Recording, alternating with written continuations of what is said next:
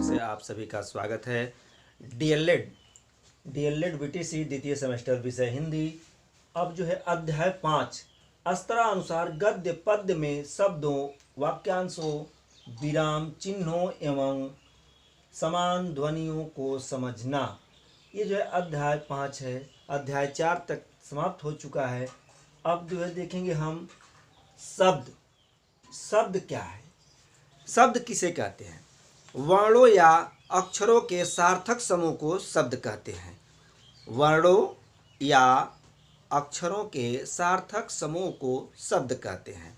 अब देखेंगे हम शब्द की परिभाषा। शब्द की परिभाषा अक्षरों तथा वर्णों के समुदाय को शब्द कहते हैं। अक्षरों या वर्णों के समुदाय को शब्द कहते हैं। अब दूसरा इसमें देखते हैं कि व्यक्ति के विचारों के प्रतीक के रूप में उच्चारित की जाने वाली ध्वनियों के कानों से सुना जाने वाला प्रत्येक नाम शब्द कहलाता है। फिर पुनः रिवाइज कर रहे हैं। व्यक्ति के विचारों के प्रतीक के रूप में उच्चारित की जाने वाली ध्वनि के समूह अथवा संकेतों को शब्द कहा जाता है। तीसरा, कानों से सुना जाने वाला प्रत्येक नाम शब्द कहलाता है। अब हम देखते हैं शब्द का महत्व। शब्द का महत्व देखिए, शब्द का महत्व हमारे जीवन में बहुत ही अत्यंत महत्वपूर्ण है। भाषा के अनुसार शब्द के अत्यंत महत्वपूर्ण माना जाता है। अब तक व्यक्ति ने समस्त ज्ञान शब्दों के रूप में ही प्राप्त किया है। शब्द ही भावों की अभिव्यक्ति का एक मात्र साधन है। वक्ता या लेखक अपने मस्तिष्क में संचित शब्दकोश के आधार पर बाजी मार लेते हैं। शब्द भाषा के विकास का आधार है। शब्द जो है भाषा के विकास का आधार है। शब्द लेखक की आत्मा है। जिस प्रकार हम कई मटेरियलों को मिलाकर एक महल तैयार करते हैं, उसी प्रकार शब्द के इकट्ठा करने से ही हमारा भाषा जो है निर्धारित होती है। शब्द पे ही भाषा का निर्धारण होता है। अब हम आगे देखेंगे शब्द का भेद। शब्द का भेद ध्वन्यात्मक और वर्णनात्मक। तो ध्वन्यात्मक जो है शब्द क्या है?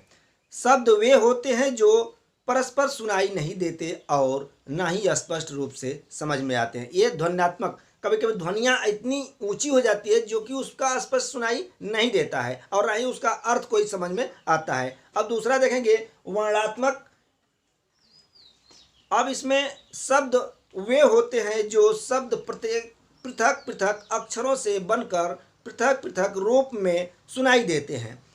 उपयोगिता की दृष्टि से मानव जीवन के लिए ध्वन्यात्मक शब्द की अपेक्षा वर्णनात्मक शब्द अत्यधिक महत्व है। अब हम देखेंगे अर्थ संबंधी भेद। सार्थक और निरर्थक, ये दो भागों में बांटा गया है। सार्थक जो होता है जिसका सही अर्थ निकले और निरर्थक जिसका अर्थ न निकले। जैसे हम देखते हैं कि बाल्टी उल्टी, तो बाल्टी तो जो है सार्थक है, लेकिन उल्टी क्या है आपका? निरर्थक है। तो कुछ कुछ ऐसे स्थानों पे निरर्थक शब्दों का भी मूल्यांकन किया जाता है। जैसे बाल्टी उल्टी, मतलब बाल्टी तो है, उसके साथ साथ एक दो और सामग्री होगा। चाहे रोटी ओटी, ये रोटी तो है लेकिन ओटी क्या है? ओटी के साथ कुछ और भी मांग रहा है वो, तो ये जो है उसके साथ इसका भी मूल्यांकन किया जाता है। अब हम देखते हैं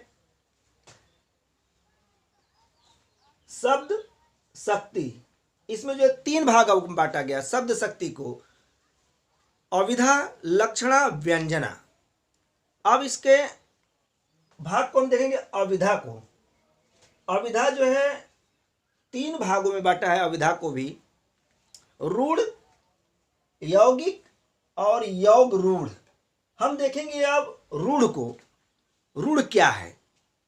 जिन शब्दों के खंड का अर्थ न हो उन्हें जो है रूढ़ शब्द कहलाता है। जैसे वर्ण। वर्ण जो है हम पहले भी बताए थे कि वर्ण का खंड जो है नहीं होता है। क धन अ, ये क्या है, वर्ण है। अब इसका खंड हम नहीं कर सकते, इसको हम क्या कहेंगे, रूढ़। जो पुरानी परंपराओं से बना रहा है, वही चला रहा है, उसमें कोई परिवर्तन नहीं हुआ है, आज उसको हम रूढ़ के नाम से जानते हैं। अब जो है हम देखेंगे दूसरा क्या है, यौगिक। यौगिक मतलब मिश्रण, जो मिला हुआ दो शब्दों से मिलकर बनता है, उसको हम क्या कहते हैं, यौगिक कहते हैं। जैसे हम देखते हैं कि विद्यालय, विद्यालय देख लिए। अब इसका जो है खंड करेंगे तो विद्या धन आलय, तो विद्या का घर, ये जो है हमारा क्या है, यौगिक हुआ। अब हम यौगिक शब्द वे शब्द होते हैं उनके अवयव के अर्थ से होता है। जिस प्रकार हमें दो अवयव महाधन ईश, जो है महेश का जो होता है महाधन ईश, ये जो है यौगिक शब्द है। उसी तरह विद्यालय का भी विद्याधन आलय। अब हम देखेंगे योग रूढ़।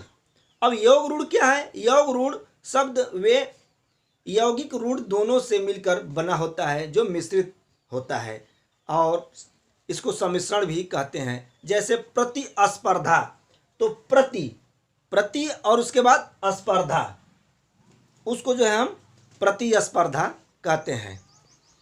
ये जो है हमारा यौगिक रूढ़ हुआ। अब जो है हम देखेंगे शब्द की रचना, इसमें उपसर्ग और प्रत्यय। तो उपसर्ग को हम देखते हैं, उपसर्ग हम उसे कहते हैं जिस शब्द के पहले जुड़कर उस शब्द का अर्थ में परिवर्तन कर दे, उसको हम उपसर्ग कहते हैं। जैसे प्र प्लस हार, तो हार में प्र लगा हुआ है, प्रहार, ये जो है उपसर्ग है। अब इसके बाद हम देखते हैं प्रत्यय। प्रत्यय क्या है, शब्द के, किसी शब्द के अंत में जुड़कर उसके अर्थ में परिवर्तित कर दे, उसको हम प्रत्यय कहते हैं। जैसे पढ़ में ई जुड़ेंगे, पढ़ाई, उसी तरह आई जुड़ करके, उसी तरह से जैसे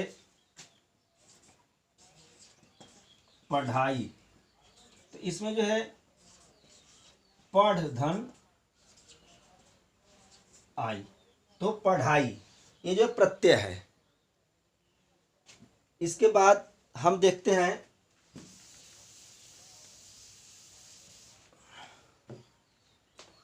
अब समास। समास किसे कहते हैं, दो या दो से अधिक शब्दों से मिलकर नया शब्द जो बनता है उसको हम समास कहते हैं। फिर पुनः रिवाइज करें, दो या दो से अधिक शब्दों से मिलकर जो नया शब्द बनता है उसको हम समास कहते हैं। समास के भेद, समास के भेद जो 6 प्रकार, अव्ययी भाव समास, तत्पुरुष समास, कर्मधारय समास और द्विगु समास, द्वंद्व समास, बहुब्रीहि समास। अब हम देखेंगे अव्ययी भाव समास। अव्ययी भाव समास का पहला पद प्रधान होता है, जिसे हम अव्यय कहते हैं, और इसका एक और रूप है जो उपसर्गों से मिलकर बना होता है। इसमें पहला पद जो है उसमें उपसर्ग जुड़ा होता है, उसको हम अव्ययी भाव समास कहते हैं। आप जैसे भरपेट, आजन्म, इन चीज़ों से जो है इसका बना होता है। भर पेट, भर और पेट और आजन्म हैं। जैसे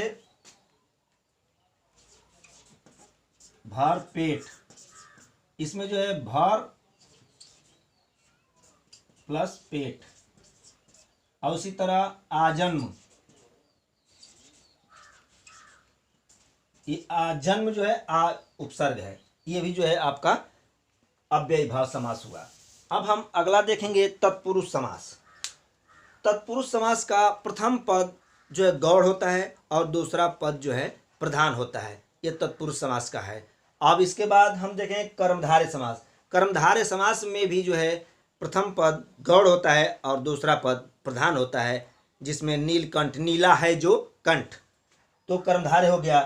अब द्विगु समास, द्विगु समास में जो है प्रथम पद जो है संख्यावाची होता है। द्विगु समास का जो है प्रथम पद वो संख्यावाची होता है। अब हम जैसे तिराहा, चौराहा, ये जो है द्विगु समास होगा। अब द्वंद्व समास देखते हैं। द्वंद्व समास में दोनों पद प्रधान होते हैं और इन दोनों पदों के बीच में जो है योजक चिन्ह लगा होता है। जैसे देखते हैं हम माता पिता, अब देखिए ये दोनों प्रधान हैं और इनके बीच में योजक चिन्ह है। इसी तरह जो है द्वंद्व समास को हम पहचान लेते हैं। अब आगे देखेंगे हम बहुब्रीहि समास। बहुब्रीहि समास जो है इसमें कोई पद प्रधान नहीं होता है। बहुब्रीहि समास में कोई पद प्रधान नहीं होता है। ये अपने मूल अर्थ को छोड़ के किसी तीसरे अर्थ को जो है इंगित करता है। इसको हम बहुब्रीहि समास कहते हैं। जैसे दशानन, 10 मुख वाला, तो 10 मुख वाला इसका विग्रह हो रहा है। 10 मुख वाला है जो कोई और है। कौन है? कोई और, अर्थात रावण।